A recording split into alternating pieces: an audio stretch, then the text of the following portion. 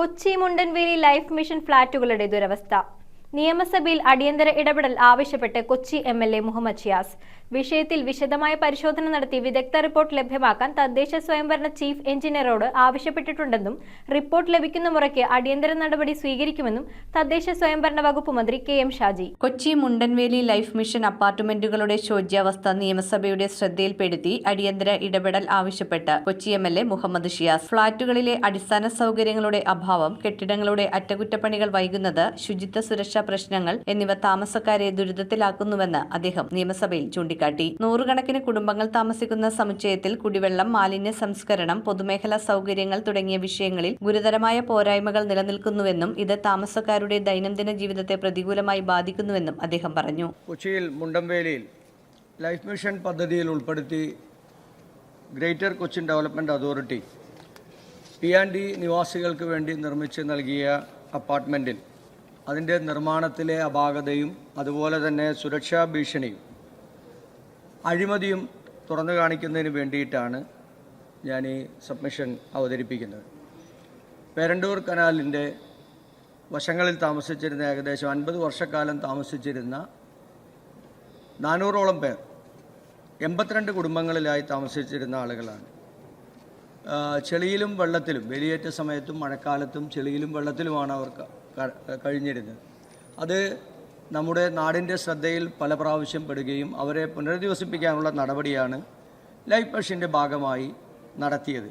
പക്ഷേ ഇത് നടത്തിയപ്പോൾ സർ 2018 മുണ്ടംവേലിയിൽ GCDയുടെ ഭൂമിയിലാണ് ഇതിൻ്റെ ശിലാസ്ഥാപന കർമ്മം നടത്തിയത്. 2023 സെപ്റ്റംബറിൽ ഇതിൻ്റെ പണി പൂർത്തീകരിച്ചു. 2024 അവരെ അന്നത്തെ മുഖ്യമന്ത്രിയുടെ നേതൃത്വത്തിൽ അവരെ പുനരധിവസിപ്പിച്ചു. പക്ഷേ സർ 2 മാസം കഴിഞ്ഞപ്പോൾ ഉണ്ടായ മഴക്കാലത്ത് അത് മുഴുവൻ ചോർന്നൊലിക്കുകയാണ് ഉണ്ടായത്. പിന്നീട് ഇങ്ങോട്ട് ഈ 2.5 വർഷക്കാലത്തിനിടയ്ക്ക് ആ 400ഓളം പേർ അനുഭവിച്ച കഷ്ടപ്പാടുകളും ദുരിതങ്ങളും 50 വർഷക്കാലം അവർ ഈ പേരണ്ടൂർ കനാലിൻ്റെ ഇരുവശങ്ങളിലായി കഴിഞ്ഞിരുന്ന സമയത്ത് അനുഭവിച്ചതിനേക്കാൾ കൂടുതൽ അനുഭവിച്ചു എന്നുള്ളതാണ് യാഥാർത്ഥ്യം. സുരക്ഷാ ഭീഷണി എന്ന് പറഞ്ഞാൽ 110 kV ലൈൻ പോകുന്നതിനിടക്കാണ്, 66 kV ലൈനും 110 kV ലൈനും പോകുന്നതിനിടക്കാണ് ഈ ബിൽഡിങ് നിർമ്മിച്ചിരിക്കുന്നത്. അത് നിർമ്മിച്ചിരിക്കുന്നത് ഒന്ന് പുതിയ ടെക്നോളജി ഉപയോഗിച്ചാണ് അത് നിർമ്മിച്ചിരിക്കുന്നത്. സ്വാഭാവികമായും ആ ടെക്നോളജി ഉപയോഗിച്ച് ഇരുമ്പിലും അതുപോലെ തന്നെ തകിട് ഷീറ്റുകളും എല്ലാം ഉപയോഗിച്ച് നിർമ്മിച്ചിരിക്കുന്ന പുതിയ കാലഘട്ടത്തിന് അനുസൃതമായ ടെക്നോളജി ഈ 2 ലൈനും പോകുന്നത് കൊണ്ട് മഴക്കാലത്ത് ഉണ്ടാകുന്ന ശക്തമായ കാറ്റിൽ ഈ ലൈൻ ആടിയുലയുമ്പോൾ ഈ വീടുകളിലുള്ള ആളുകളുടെ ഉപകരണങ്ങൾ, ലൈറ്റും ഫാനും അതുപോലെ TV-യും ഒക്കെ അത് കേടാകുന്നത് നിരന്തരമായി ഈ 2.5 വർഷക്കാലത്തിനിടയ്ക്ക് ഇത് ആവർത്തിച്ചു കൊണ്ടിരിക്കുകയാണ്. അവിടെ ജീവിക്കാൻ തന്നെ സുരക്ഷിതമായ ഒന്നല്ല എന്ന് അവർ മനസ്സിലാക്കുന്നു.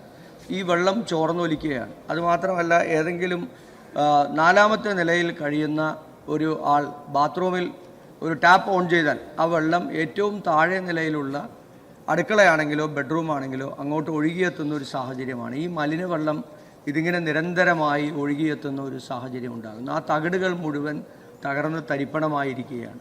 അപ്പോൾ നിർമ്മാണത്തിൽ ഏറ്റവും വലിയ അഴിമതിയാണ് ഉണ്ടായിട്ടുള്ളത്.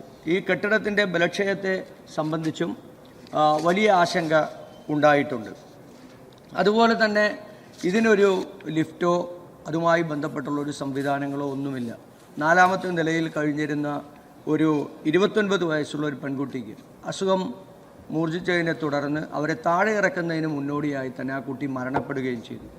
അപ്പോൾ നമ്മുടെ ഒരു കെട്ടിട നിർമ്മാണ ചട്ടം പോലും പാലിക്കാതെ പണിത ഒരു കെട്ടിടമാണ് മുണ്ടംവേലിയിലെ ലൈഫ് മിഷൻ്റെ കെട്ടിടമെന്ന് പറയുന്നത്. അസുഖബാധിതരായിട്ടുള്ള ആളുകളുണ്ട്, കുട്ടികളുണ്ട്, അതുപോലെ തന്നെ നിരവധി ഗുരുതരമായ രോഗങ്ങൾ ബാധിച്ച ആളുകളൊക്കെ ഉണ്ട്.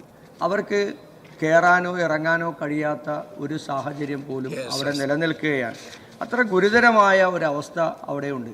ഇത് ഈ നിർമ്മാണത്തിലെ അപാകതയുണ്ട്. അതുപോലെ തന്നെ അവിടെ ജീവിക്കുന്ന ആളുകൾക്ക് മാന്യമായ ഒരു ജീവിതം നൽകാൻ പോലും ഈ സർക്കാരിന് കഴിഞ്ഞില്ല എന്നുള്ളതാണ്. ഈ സുരക്ഷിതമായ ഒരു ഭവനം ആണോ എന്നുള്ളത് സർക്കാർ ഒരു പരിശോധന നടത്തുക.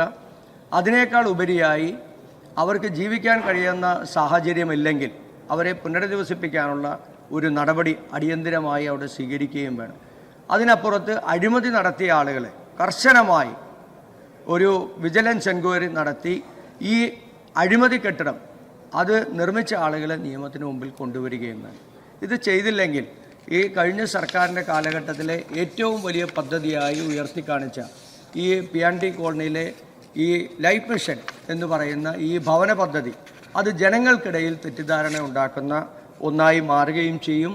ഈ 400ഓളം പേർ അവിടെ ജീവിക്കാൻ കഴിയാത്ത ഒരു സാഹചര്യമാണ് ഇന്നുള്ളത്. ഒരു മഴ പെയ്താൽ ഈ വെള്ളം മുഴുവൻ താഴേക്ക് ഒഴുകുന്ന സാഹചര്യമുണ്ട്. അത് അടിയന്തരമായി പരിഹരിക്കാൻ എന്ത് മാർഗമാണ് സർക്കാർ സ്വീകരിക്കുന്നത് എന്നുകൂടി അറിഞ്ഞാൽ കൊള്ളാം. ഫ്ളാറ്റുകളുടെ നിലവിലെ അവസ്ഥ പരിശോധിച്ച് ആവശ്യമായ അറ്റകുറ്റപ്പണികളും വികസന പ്രവർത്തനങ്ങളും ഉടൻ നടപ്പാക്കാൻ സർക്കാർ നടപടി സ്വീകരിക്കണമെന്നും MLA മുഹമ്മദ് ഷിയാസ് ആവശ്യപ്പെട്ടു. തേവര പേരണ്ടൂർ കനാലിന്റെ കരകളിൽ കഴിഞ്ഞിരുന്ന കുടുംബങ്ങളെ പുനരധിവസിപ്പിക്കാൻ വിശാല കൊച്ചി വികസന അതോറിറ്റി ഭൂമി സൗജന്യമായി നൽകിയിരുന്നു. IIT മദ്രാസ് മുഖേന സാങ്കേതിക അനുമതി ലഭ്യമാക്കി TDLCCനെ നിർമ്മാണ ചുമതല ഏൽപ്പിച്ചു. KSEB ലൈനുകൾ കടന്നുപോകുന്നതിനിടയ്ക്കാണ് വീടുകൾ എന്നതിനാൽ KSEBയും നോട്ടീസ് നൽകിയിരുന്നു. എന്നാൽ KSEBയിൽ നിന്നുള്ള അനുമതിയും NOCയും ലഭ്യമാക്കിയതിനു ശേഷമാണ് സർട്ടിഫിക്കറ്റ് നൽകിയതെന്ന് കൊച്ചി നഗരസഭ അറിയിച്ചതായി തദ്ദേശ സ്വയംഭരണ വകുപ്പ് മന്ത്രി KM ഷാജി അറിയിച്ചു. തദ്ദേശ സ്വയംഭരണ വകുപ്പ് മന്ത്രി സർ, തേവര പേരണ്ടൂർ കനാലിൻ്റെ കരകളിൽ അതീവ ദയനീയമായ സാഹചര്യത്തിൽ താമസിച്ചിരുന്ന PND കോളനി നിവാസികളെ പുനരധിവസിപ്പിക്കുന്നതിനായാണ് ഈ പദ്ധതി നടപ്പിലാക്കിയത്. ലൈഫ് മിഷൻ CEOയുടെ നിർദ്ദേശാനുസരണം നവീന നിർമ്മാണ സാങ്കേതിക വിദ്യകൾ സ്വീകരിച്ച് ഒരു പ്രീ എഞ്ചിനീയർഡ് ബിൽഡിംഗ് ഘടനയായാണ് ഇത് രൂപകൽപ്പന ചെയ്തത്. ഇതിനായി വിശാല കൊച്ചി വികസന അതോറിറ്റി മുണ്ടംവേലിയിലെ 70 സെന്റ് ഭൂമി സൗജന്യമായി നൽകുകയുണ്ടായി. അംഗീകൃത അക്രഡിറ്റഡ് ഏജൻസിയായ TDLCCനെയാണ് PMC കം കോൺട്രാക്ടർ എന്ന നിലയിൽ നിർമ്മാണ ചുമതല ഏൽപ്പിച്ചത്. IIT മദ്രാസ് മുഖേന പ്രവൃത്തിയുടെ സ്ട്രക്ചറൽ വെറ്റിംഗ് നടത്തുകയും സർക്കാർ തല ടെക്നിക്കൽ കമ്മിറ്റിയുടെ സാങ്കേതിക അനുമതി ലഭ്യമാക്കി നടപ്പാക്കുകയും ചെയ്തു. ഫയർ NOC, ഇലക്ട്രിക്കൽ ഇൻസ്പെക്ടറേറ്റിൽ നിന്നുള്ള NOC തുടങ്ങിയവയും കെട്ടിട നമ്പർ, വൈദ്യുതി, കുടിവെള്ള കണക്ഷനുകൾ എന്നിവയിൽ ലഭ്യമാക്കിയിട്ടുണ്ട്. കൊച്ചി കോർപ്പറേഷൻ പരിശോധന നടത്തി നൽകിയ ഒക്യുപ്പൻസി സർട്ടിഫിക്കറ്റാണ് ലഭ്യമായതിനെ തുടർന്നാണ് കെട്ടിടം താമസക്കാർക്ക് കൈമാറിയത്. 2024 ജനുവരി 30-നാണ് ഫ്ളാറ്റുകൾ ഗുണഭോക്താക്കൾക്ക് കൈമാറിയത്. അതിനുശേഷമുണ്ടായ മഴക്കാലത്ത് ചോർച്ചകളും അനുബന്ധ തകരാറുകളും റിപ്പോർട്ട് ചെയ്യപ്പെട്ടതിൻ്റെ അടിസ്ഥാനത്തിൽ നിർമ്മാണ തകരാറുകൾ കണ്ടെത്തി പരിഹാരം നിർദ്ദേശിക്കുന്നതിനായി 28/5/25 13-17/2025 പ്രകാരം ഗവൺമെൻറ് ഉത്തരവ് പ്രകാരം IIT മദ്രാസിനെ കൺസൾട്ടൻ്റായി ചുമതലപ്പെടുത്തിയിരുന്നു. IIT മദ്രാസ് നൽകിയ റിപ്പോർട്ടിൽ കെട്ടിടം വാസയോഗ്യമല്ല എന്ന് പരാമർശിച്ചിട്ടില്ല. 110 kV ലൈനിൽ നിന്നും നിർദ്ദിഷ്ട അകലം പാലിക്കുന്നില്ല എന്ന് കാണിച്ച് KSEB ലൈൻ മെയിൻ്റനൻസ് സെക്ഷനിൽ നിന്ന് വിശാല കൊച്ചി വികസന അതോറിറ്റിക്ക് നോട്ടീസ് ലഭിച്ചിരുന്നു. എന്നാൽ എല്ലാ അനുമതികളും NOCയും ലഭ്യമാക്കിയ ശേഷമാണ് കൊച്ചി നഗരസഭ ഒക്യുപ്പൻസി സർട്ടിഫിക്കറ്റ് അനുവദിച്ചത്. അതിനുശേഷം യാതൊരുവിധ കൂട്ടിച്ചേർക്കലുകളും കെട്ടിടത്തിൽ നടത്തിയിട്ടില്ല. നിലവിൽ ലഭ്യമായ അനുമതികളുടെ വിശദാംശങ്ങൾ സഹിതം KSEBക്ക് വിശാല കൊച്ചി വികസന അതോറിറ്റി മറുപടി നൽകിയിട്ടുണ്ട്. IIT മദ്രാസ് നൽകിയ റിപ്പോർട്ടിൽ പരാമർശിച്ചിട്ടുള്ള പരിഹാര മാർഗ്ഗങ്ങൾ നടപ്പിലാക്കുന്നതിനുള്ള സാങ്കേതികവും നിയമപരവും ഭരണപരവും സാമ്പത്തികവുമായ ബുദ്ധിമുട്ടുകൾ ചൂണ്ടിക്കാട്ടി വിശാല കൊച്ചി വികസന അതോറിറ്റി സെക്രട്ടറി 12/6/26 തീയതിയിൽ കത്ത് സമർപ്പിച്ചിരുന്നു. പ്രസ്തുത കത്തിൻ്റെയും 29/5/26 തീയതിയിലെ IIT മദ്രാസിൻ്റെ പുതുക്കിയ അന്തിമ റിപ്പോർട്ടിൻ്റെയും പകർപ്പ് സഹിതം ലഭ്യമാക്കിക്കൊണ്ട് ഈ വിഷയത്തിൽ വിശദമായ പരിശോധന നടത്തി അടിയന്തരമായി റിപ്പോർട്ട് ലഭ്യമാക്കുവാൻ തദ്ദേശ സ്വയംഭരണ വകുപ്പ് ചീഫ് എഞ്ചിനീയറോട് ആവശ്യപ്പെട്ടിട്ടുണ്ട്. റിപ്പോർട്ട് ലഭ്യമാകുന്ന മുറക്ക് അടിയന്തര തുടർ നടപടി സ്വീകരിക്കുന്നതാണ്.